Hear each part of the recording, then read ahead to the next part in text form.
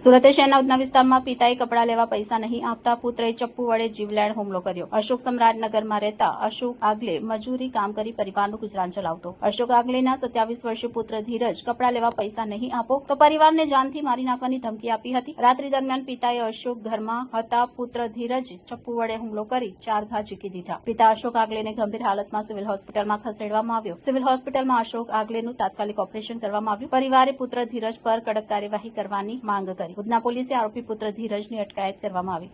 પોલીસે ગુનો નોંધી કાયદેસરની કાર્યવાહી હાથ ધરી। મારું નામ યશુ નાગડી છે અને મારા ભાઈનું નામ અશોક આગળી છે। એમનો પુત્ર ધીરજ, આ ધીરજે એમના પપ્પા જોડેથી 10,000 રૂપિયા લીધા માંગવા ગયા હતા। મારા ભાઈ ભંગારની લારી ચલાવે છે, એમના જોડે એટલા પૈસા હતા નહીં, તો એ ના પાડી કે ભાઈ મારા જોડે પૈસા નથી છે, તું તારી રીતે એ કરી લે। તો આ એમને મારવાની ધમકી આપી તો કોઈ પણ પિતા એવું સમજે કે ભાઈ પુત્રો તો ખાલી બોલે છે, કોઈ મારવા તો આવે નહીં, પણ આ એ ચક્કુ લઈને આવ્યા અને એમને ઉપર હુમલા કરીને એમના ઉપર ઈજા પહોંચાડી છે। 4 જગ્યા પર એમના હુમલા કરેલા છે। તો અમને બધાની એક માંગ છે અમારા ઘર પરિવારને કે એમના ઉપર કોઈ કાર્યવાહી કરો।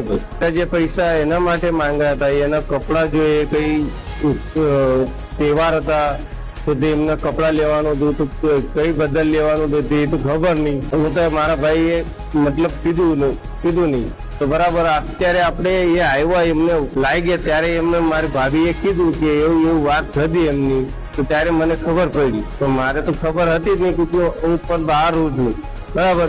એના લીધે મારા ભાભીએ કીધું કે મને કે ભાઈ એટલા પૈસા માંગતા હતા, એટલા ના માંગી।